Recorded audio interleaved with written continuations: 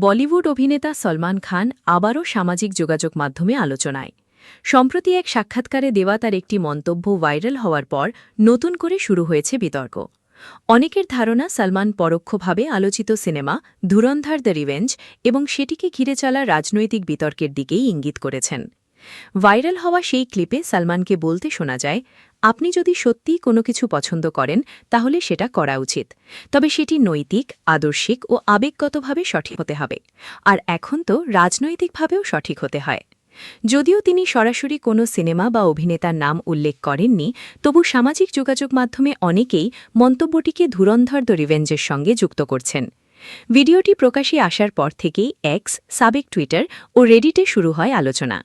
অনেক ব্যবহারকারীর দাবি, বলিউডে ক্রমবর্ধমান পলিটিক্যালি চার্জড গল্প ও বিতর্ক নিয়েই ইঙ্গিত দিয়েছেন সলমান। বিশেষ করে পলিটিক্যালি কারেক্ট শব্দবন্ধ ব্যবহারের সময়টিকেও অনেকে তাৎপর্যপূর্ণ বলে করছেন।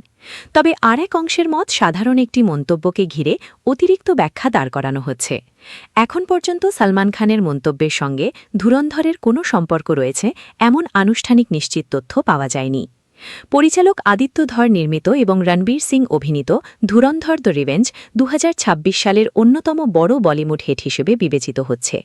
বক্স অফিস সাফল্যের পাশাপাশি সিনেমাটি রাজনৈতিক ও আদর্শিক বিতর্কের কেন্দ্রেও রয়েছে। এটি প্রথম নয়, অতীতেও বিভিন্ন সাক্ষাৎকারে খোলামেলা বক্তব্য দিয়ে বহুবার শিরোনামে এসেছেন সলমান খান।